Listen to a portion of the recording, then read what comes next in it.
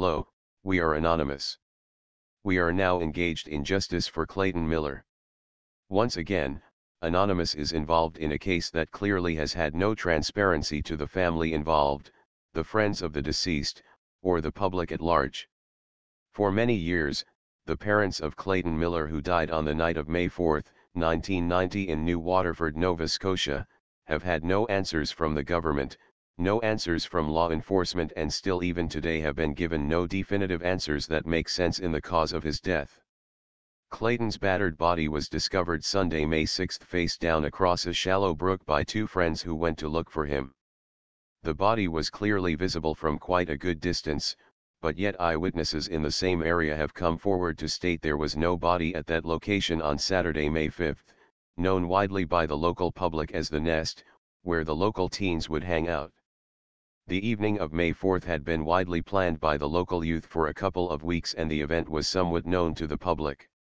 Yes, there was alcohol on site, but that alone is not a reason for a young man to lose his life. Speculation runs rampant with everyone in regards to what actually happened, and even as anons we do not know fully what occurred, but we have a very clear, concise, and well thought out idea of what had happened based on evidence, documentation, the judge involved in the hearings, the medical examiner's statements and reports, along with sworn affidavits from witnesses. I would like to give you one example of the insanity and blatant cover-ups that have been ongoing in this case. At the inquiry, one of the officers testified to having walked that brook on Saturday. When asked by the Millers' legal counsel Elizabeth Cusack Walsh, "And what did you make of the body?" the officer on the stand responded, "There was no body."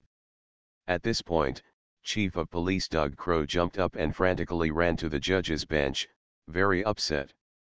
After they spoke their words to one another, Judge Randall lashed out at Elizabeth Walsh with a vicious, "There will be no more of that line of questioning, Mrs. Walsh." Chief Crow reaction clearly points out the fact that Judge Randall was not the one in charge.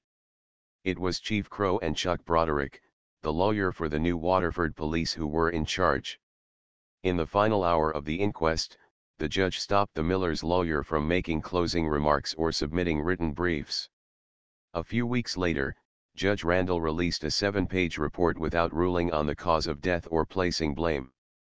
In the report, dated November 21, 1990, Judge Randall wrote, and I quote, "It is to be noted in the evidence of all the police officers that Clayton Miller was not known to them prior to the evening of May 4, 1990, and at no time were they ever advised by anybody that possibly Clayton Miller was one of the young people who was at the Nest. Based on the evidence presented at this inquiry from all the witnesses and the supporting documentary evidence, it is my opinion that there was no culpable negligence on the part of anybody." Unquote. This is just one example of many that are officially documented and witnessed. Anonymous has been sent pictures of police vehicles sitting by the Nest, both on the road and in the grass. We have received reports that 3 weeks ago a police officer in uniform showed up to the Nest with a shovel and a bag and left with what appeared to be a bag containing something. We have also been notified by witnesses that a burgundy-colored SUV went into the Nest. 2 men in police uniform and 2 women in plain clothes were seen. The body of Clayton Miller does not explain why he drowned according to the medical examiner. Clayton's body was heavily bruised, and his elbows were hyperextended. When does water do this to a human being in a brook? For Clayton to be found face down in the stream, how do you explain the dark black deposits of asphalt on his body all on one side? Were you paving the streams back in 1990? I don't think so.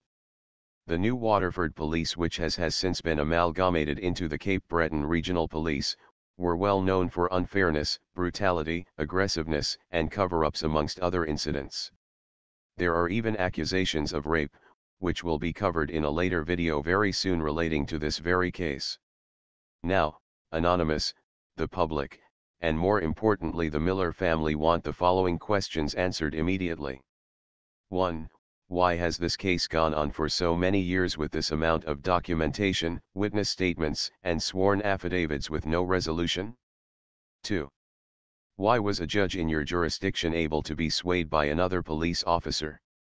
He had no reason to interrupt an inquiry. An inquiry is for transparency, and as we can see here there has been none. 3. Why are police vehicles and unmarked vehicles being seen down at the nest area? 4. Where did Clayton get the asphalt from over one side of his body if he was found in a brook? 5. Explain why it has taken 2 autopsies which were never done properly and it is documented, and a 3rd review by a different medical examiner after all these years with still no answers. 6. Why was the crime scene never documented? It was never quarantined, crime scene photos were never taken, etc. 7.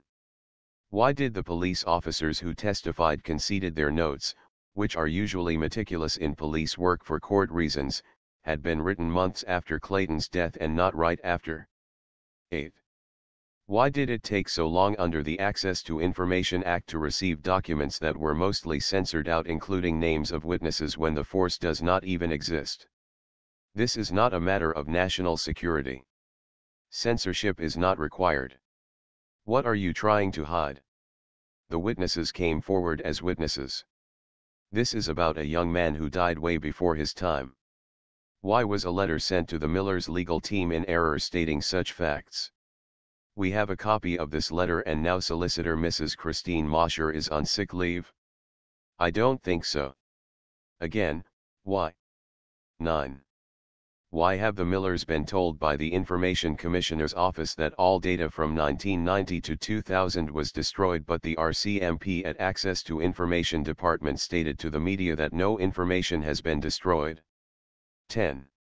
Why was a letter sent to the Attorney General and Minister of Justice for Nova Scotia dated October 2, 2014 from Mayor Cecil Clark of the Cape Breton Regional Municipality stating that, "I support the review of the Miller case because ongoing accusations of murder and cover-up tear at the fabric of your community, when you could have done this during your tenure as Justice Minister for Nova Scotia in 2007 and onward. If you were that concerned, you could have called one during your tenure as Justice Minister. I know you were aware of the situation. Or was it because Anonymous became involved towards the end of September and you became nervous? Again, why? These are just 10 simple, easy questions. Based on all our data, the public and Anonymous have many more questions to come, many more videos to educate the public in what has happened and ask further questions. That being said, the question we have to ask is this. For those who are supposed to watch over us, keep us safe, and give us opportunity in life, living here in Canada, question one thing. How really safe and free are we? We have a message to all police and all levels of government, including our MLAs, our mayors, our Premier Stephen McNeil, Nova Scotia's Attorney General and Minister of Justice Lena Diab, and especially the Justice Minister of Canada Peter MacKay, who is from Nova Scotia, and the Prime Minister of Canada, Stephen Harper. Listen very closely, all of you. Anonymous knows there was already one rally locally for Clayton. Anonymous is calling for more. Many more. If you are in Canada, the USA, Australia, England, Russia, Africa, South America, Asia, or anywhere on the globe, let's show our support for this family and show your disgust to the local law enforcement. Let's show our governments that we won't stand for injustices any longer and show the world that all people demand respect, equality, and fairness. The public and Anonymous need to make a statement. This is how we can do it. And we can do it now. Anonymous and the public will not rest until the family knows exactly what happened and the proper charges are brought on those involved and are sentenced. You should know this by now. We are relentless in answers and justice for Clayton Miller and his family. We are not a joke, and neither is this case or the unfortunate situation you have put the Miller family into. Remember, an election is looming nationally. I would act and act right now, all of you. You have upset the public, and the hive. We are Anonymous. We are Legion. We do not forgive. We do not forget. Expect us.